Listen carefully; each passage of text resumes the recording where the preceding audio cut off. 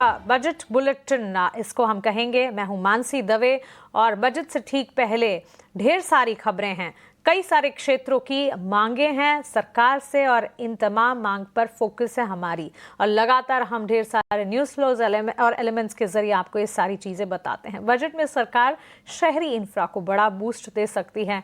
क्या है ये खबर, क्या बूस्ट होगा, किस तरह के ऐलानों की संभावना है, ये पूरी की पूरी खबर डिटेल के साथ मेरे सहयोगी प्रकाश प्रियदर्शी के पास है। सीधा उनके पास चलते हैं। प्रकाश, बताएं बजट में सरकार शहरी इंफ्रा को किस तरह से बूस्ट देने की तैयारी कर रही है?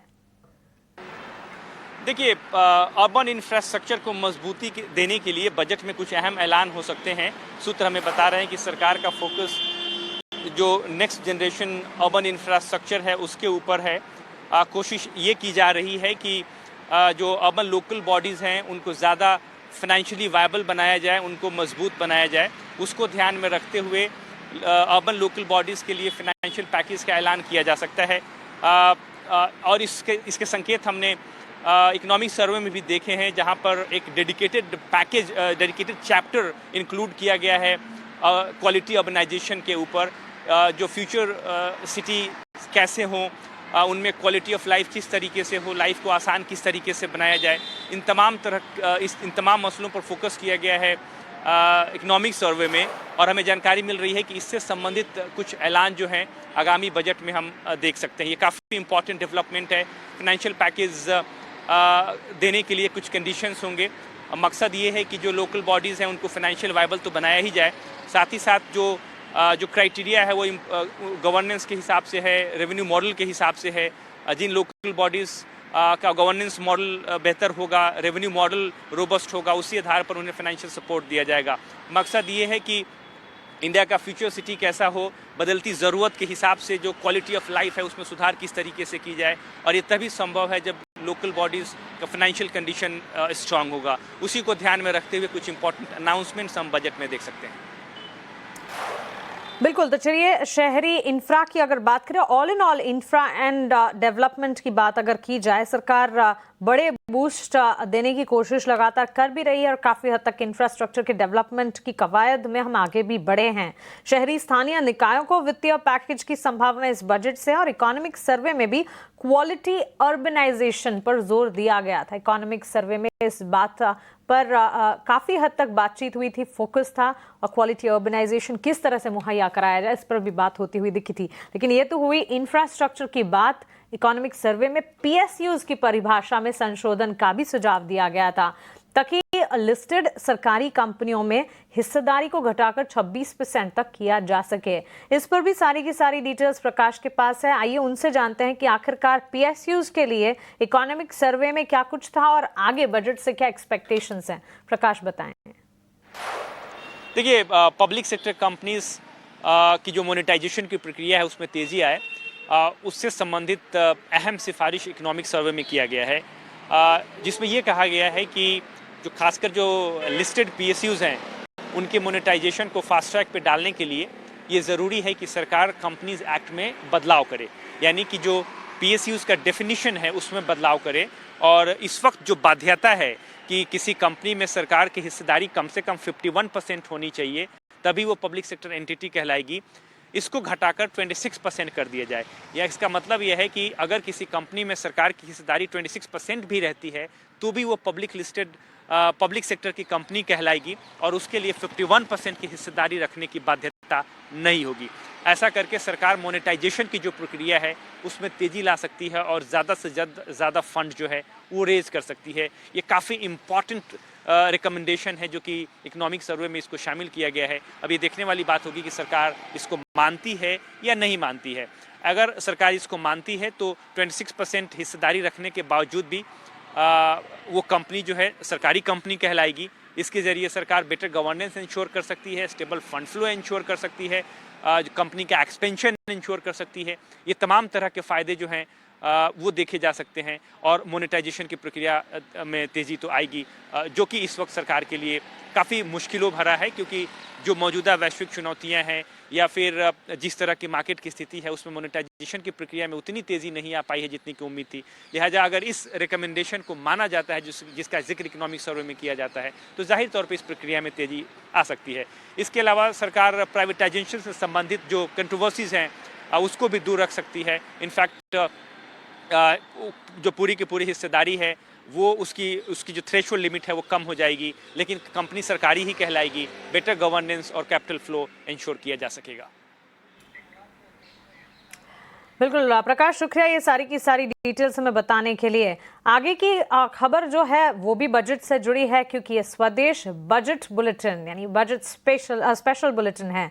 और ये खबर जो है ऑटो सेक्टर से, इन दिनों हमने देखा है EU और साथ ही FTA अग्रीमेंट्स की जब बात हुई थी, ऑटो सेक्टर काफ़ी हद तक फोकस रेडार पर थे। उस समय हमने देखा था ऑटोमोबाइल क्षेत्र में एक भारी गिरावट भी देखने को मिली थी। लेकिन बजट से किस तरह से ऑटो सेक्टर एक्सपेक्टेशन लगाकर चल रहा है? क्या इस बार बजट में ऑटो सेक्टर की रफ्तार बढ़ाने के लिए सरकार की तरफ से कोई ऐलान, कोई बूस्टर डोज की संभावना है? इंडस्ट्री की वित्त मंत्री निर्मला सीतारमण से क्या मांगे हैं, इसकी जानकारी ले लेते हैं मेरी सहयोगी सृष्टि शर्मा से। सृष्टि, बताएं ऑटो सेक्टर बजट से क्या कुछ एक्सपेक्टेशंस लगाकर चल रहा है? तो देखिए, ऑटो सेक्टर के लिए उम्मीदें तो ज़रूर हैं, बट डायरेक्ट बेनिफिट्स आएंगे ऐसी उम्मीद कम लगाकर चल रहे हैं, क्योंकि जो पिछले GST रेट कट अनाउंसमेंट्स हुए थे उसमें सबसे ज़्यादा जो फ़ायदा मिला था वो ऑटो इंडस्ट्री को ही मिला था। और पिछले साल जो पूरे इनकम टैक्स रेट चेंजेस हुए थे उससे भी कंजम्पशन में बढ़त, और एक तौर से ऑटो सेक्टर जो कि पूरी GDP में लगभग 7% तक कंट्रीब्यूट करता है, उसको सबसे ज़्यादा फ़ायदा होने की बात हो रही थी।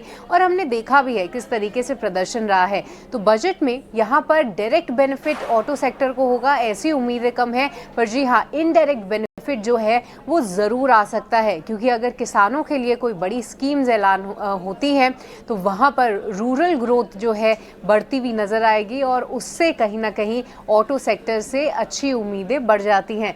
साथ ही अर्बन के लिए भी किस तरीके के अनाउंसमेंट्स आते हैं जिससे ज़्यादा पैसा लोगों के हाथ में बचे और वो इस कंजम्पशन में पार्टिसिपेट कर पाएँ, उससे ऑटो सेक्टर को इनडायरेक्ट बेनिफिट ज़रूर होगा। अब डायरेक्ट उम्मीदों की बात कर ले तो वहाँ पर EV से रिलेटेड कुछ स्कीम्स आ सकती हैं, ऐसा जो है ज़रूर हमें समझ आ रहा है, क्योंकि सरकार का फोकस लगातार EVs पर है। अब जो है बस और कमर्शियल व्हीकल सेगमेंट में भी जो है PME ड्राइव योजना आ चुकी है, और आगे चल के इसको थोड़ा सा और बेहतर बनाया जाए, कैसे और प्लेयर्स को जो है कहीं ना कहीं एनकरेज किया जाए, इस पर सरकार का फोकस ज़रूर रह सकता है। लोकलाइजेशन कैसे इम्प्रूव हो और PLI से रिलेटेड कुछ अनाउंसमेंट्स ज़रूर उम्मीद कर रहे हैं, और ये जी हाँ ऑटो सेक्टर के लिए पॉजिटिव हो सकता है। चलिए, तो बिल्कुल positive news flows and announcements के एक्सपेक्टेशंस ऑटो सेक्टर इस बार के बजट से लगाकर चल रहा है। देखना ये होगा कि इस तरह के एक्सपेक्टेशंस जो हैं वो पूरे होते हैं, मीट होते हैं नहीं ऑटो सेक्टर के।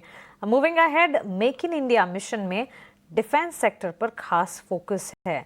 डिफेंस को बजट से उम्मीदें हैं, और हर साल डिफेंस एक ऐसा क्षेत्र है, एक ऐसा सेक्टर है जो बजट से एक्सपेक्टेशन भी लगाता है और वहाँ अनाउंसमेंट्स भी होते हैं। इनफैक्ट मौजूदा सरकार जो है डिफेंस इंडिजिनाइजेशन यानी स्वदेशीकरण पर काफ़ी फोकस कर रही है, और इस फोकस में कामयाबी मिली है।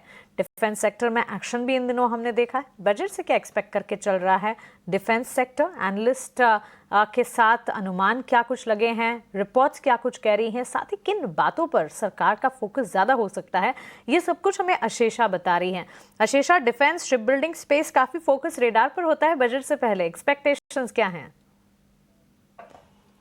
पिछले कुछ सालों से गवर्नमेंट का फोकस डिफेंस पर रहा है। डिफेंस कैपेक्स बढ़ता हुआ नजर आया, और स्ट्रीट की माने तो इस साल भी गवर्नमेंट का फोकस डिफेंस कैपिटल एक्सपेंडिचर पर रहेगा। सबसे पहले विश लिस्ट की बात कर लेते हैं तो डिफेंस इंडस्ट्री का मानना है कि defence capex outlay double digit में ग्रोथ होता हुआ नजर आ सकता है। ये इंडस्ट्री की विश लिस्ट है। नए रिफॉर्म्स पर फोकस रहेगा, फास्टर एग्जीक्यूशन पर फोकस रहेगा, और कई सारे डिफेंस प्रोजेक्ट्स हैं जो एग्जीक्यूट होते हुए नजर आ सकते हैं FY 27 में। हिस्टोरिक डिफेंस एलोकेशन की बात करें तो FY22 में करीब 4.8 लाख करोड़ का डिफेंस एलोकेशन था। FY25 में वो बढ़कर 6 लाख करोड़ के पार पहुंचता हुआ नजर आया।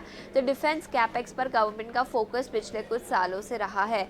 इसके अलावा डिफेंस ब्रेकअप की बात करें तो करीब 26% डिफेंस का एलोकेशन डिफेंस सर्विसेज पर जाता है, 50% आर्म्ड फोर्सेस पर और 24% डिफेंस प्लेटफॉर्म्स पर।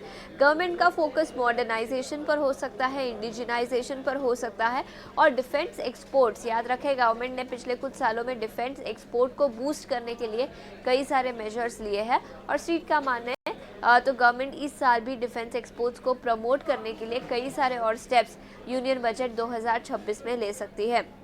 एनालिस्ट की कई सारी रिपोर्ट्स आई है। नोवामा का मानना है कि डिफेंस कैपेक्स इस साल 8% तक सालाना आधार पर बढ़ता हुआ नजर आ सकता है। एलोकेशन रिसर्च एंड डेवलपमेंट पर होगा, एंटी ड्रोन सिस्टम्स पर होगा, एयरफोर्स और नेवी पर भी गवर्नमेंट फोकस करेगी। तो इम्पॉर्टेंट फिगर ये है कि 8% का ग्रोथ इस साल भी डिफेंस कैपिटल एक्सपेंडिचर में नजर आ सकता है। तो डिफेंस ये एक सेक्टर, इस पर अपनी नज़र ज़रूर रखें। ओके तो चलिए, डिफेंस जो कि one of the most awaited sector होता है जब भी बजट की बात करते हैं, एक्सपेक्ट भी करके चल रहा है ये सेक्टर। इस बार बजट अनाउंसमेंट में इस सेक्टर के लिए, इस क्षेत्र के लिए क्या कुछ निकल कर आता है, इस पर फोकस भी रहेगा। लेकिन एक हिंट ये जरूर है कि बजट से ठीक पहले इस सेक्टर में मोमेंटम जो है वो नजर आ रहा है। आगे बढ़ेंगे, एक और सेक्टर की बात करते हैं जो कि बजट के इर्द गिर्द काफी फोकस रेडार पर होता है, वो है रेलवे क्षेत्र। इनफैक्ट एक समय था जब रेलवे बजट अलग से निकलता था। डिफेंस के बाद रेलवे सेक्टर की अगर बात करें, इस बार बजट में रेलवे की रफ्तार कितनी बढ़ती दिखेगी, रेलवे को कितना बजट मिलेगा, मार्केट रेलवे बजट को लेकर क्या उम्मीदें लगाकर चल रहा है, ब्रोकिंग हाउसेस क्या कह रहे हैं, ये जानकारी लेकर सृष्टि वापस हमारे साथ जुड़ी हैं। बताएं सृष्टि, रेलवे सेक्टर क्या एक्सपेक्टेशन लगाकर चल रहा है बजट से?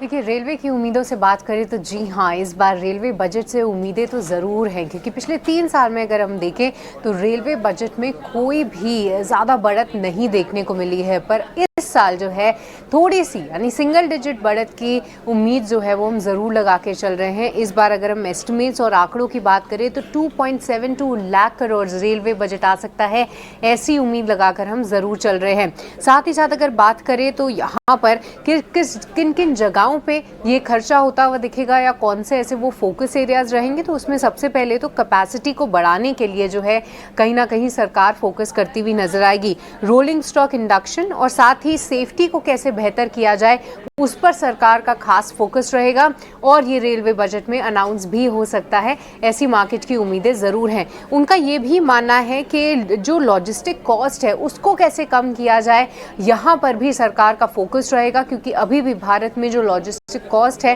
खासतौर से रेलवे की कॉस्ट की अगर हम बात करें तो वो ग्लोबल पेयर्स से अभी भी कई ज़्यादा है। तो वहाँ पर किस तरीके से हम कॉस्ट सेविंग कर सकते हैं या फिर इस कॉस्ट को हम कम कर सकते हैं ताकि ज़्यादा से ज़्यादा कंपनीज जो हैं इस रूट का फ़ायदा उठा सके, इस पर फोकस रह सकता है। तो जी हाँ, इस बार रेलवे बजट से उम्मीदें तो ज़रूर है कि 3 साल के बाद जो है एक बढ़त देखने को मिलेगी।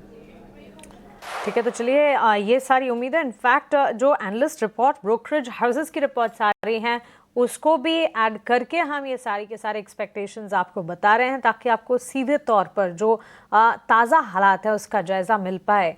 लेकिन अब बात करते हैं केपेक्स की। एक तरह से अगर बिजनेस की भाषा में कहें, कारोबार विस्तार है, लेकिन ग्रोथ के लिए केपेक्स जो है कैटलिस्ट का काम करता है। जी हाँ, ऐसे में बजट में केपेक्स में कितना इजाफा हो सकता है, कैपिटल एक्सपेंडिचर में क्या कुछ बढ़कर आ सकता है या फिर बढ़त के आसार है भी या नहीं, साथ ही वित्तीय घाटे और विनिवेश को लेकर क्या नए लक्ष्य तय हो सकते हैं, ये आशीषा से एक बार जान लेते हैं। आशीषा, बताएं, केपेक्स को लेकर, विनिवेश को लेकर बजट क्या कुछ लेकर आएगा?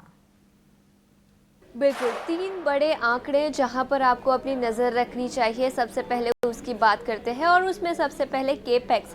याद रखें, पिछले कुछ सालों से गवर्नमेंट का फोकस कैपिटल एक्सपेंडिचर पर रहा है और इस साल भी कैपिटल एक्सपेंडिचर में बढ़ा ग्रोथ एक्सपेक्टेड है। सबसे पहले हिस्टोरिक ट्रेंड की बात कर लेते हैं। FY22 में कैपेक्स 5.9 लाख करोड़ के आसपास था, जो बढ़कर 11 लाख करोड़ के पार पहुंच गया FY25 में। FY26 में 11.2 लाख करोड़ के आसपास था और अब वित्त वर्ष 2027 के लिए करीब 10 से 15% का कैपेक्स ग्रोथ स्ट्रीट अनुमान लगा रहा है। तो करीब 12.3 से 12.9 लाख करोड़ के आसपास कैपेक्स इस तिमाही में भी नज़र आ सकता है। तो हाँ, काफ़ी बड़े एक्सपेक्टेशंस है। कैपिटल एक्सपेंडिचर में 10 से 15% का ग्रोथ दिखेगा। FY27 में यही उम्मीद लगाई जा रही है। FY26 में first half of the year में ऑलरेडी 58% टारगेट अचीव हो चुका है और स्ट्रीट का यही मानना है कि second half of the year में भी अच्छा खासा ग्रोथ दिखेगा। लेकिन FY27 के लिए 10 से 15% का कैपेक्स ग्रोथ नजर आ सकता है। इसके अलावा दूसरे बड़े आंकड़े की ओर नजर डालते हैं और वो है फिस्कल डेफिसिट। याद रखिए, पिछले कुछ सालों से गवर्नमेंट का फोकस रहा है फिस्कल कंसोलिडेशन पर। FY22 में 6.8% पर जो फिस्कल डेफिसिट थी वो घटकर इस साल यानी FY26 के लिए गवर्नमेंट ने 4.4% का टारगेट रखा है और स्ट्रीट का मानना है कि FY27 में भी फिस्कल कंसोलिडेशन कंटिन्यू होता हुआ नजर आएगा और 4.2 से 4.4% के रेंज में फिस्कल डेफिसिट कंटिन्यू होगी। तो हाँ, फिस्कल डेफिसिट ये दूसरा आंकड़ा जहाँ पर आपको अपनी नज़र रखनी चाहिए। उसके अलावा तीसरे बड़े इंपॉर्टेंट और काफ़ी इंपॉर्टेंट आंकड़े की ओर नज़र डालते हैं और वो है डिसइन्वेस्टमेंट। याद रखें, गवर्नमेंट का फोकस रहा है डिसइन्वेस्टमेंट पर, लेकिन पिछले कुछ सालों में 5-6 साल की बात करें तो डिसइन्वेस्टमेंट का टारगेट हम कभी भी अचीव नहीं कर पाए। FY22 में की बात करें तो फिस्कल कंसोलिडेशन और डिसइन्वेस्टमेंट का टारगेट करीब 1,75,000 करोड़ के आसपास था, लेकिन हमने केवल 15,000 करोड़ अचीव किया। जो पूरे टारगेट से कंपेयर करें तो करीब 9% का टारगेट हम अचीव कर पाए थे। FY22 की ही बात नहीं, पिछले 5 सालों में कभी भी हमने डिसइन्वेस्टमेंट का टारगेट अचीव नहीं किया है। हालांकि FY27 की बात करें तो स्ट्रीट का मानना है कि 70 से 80 हज़ार करोड़ का डिसइन्वेस्टमेंट का टारगेट कंपनी इस साल के लिए रख सकती है। कुछ डाइवेस्टमेंट प्लान्स की बात करें तो IDBI bank, shipping corporation of India, BEML, NMDC steel जैसी कुछ कंपनियां हैं जहां पर कंपनी डाइवेस्ट कर सकती है और इसी को गिनाकर देखें, कुल मिलाकर देखें तो 70 से 80 हज़ार करोड़ का डिसइन्वेस्टमेंट टारगेट कंपनी FY27 के लिए रख सकती है। तो ये 3 आंकड़े जहां पर आपकी अपनी नज़र ज़रूर रखनी चाहिए। एक है कैपिटल एक्सपेंडिचर जिसमें ग्रोथ एक्सपेक्टेड है, फिस्कल डेफिसिट जो 4.2 से 4.4% के बीच में आ सकती है और दूसरा है डिसइन्वेस्टमेंट जो 70 से 80 हज़ार करोड़ के आसपास आता हुआ नजर आ सकता है।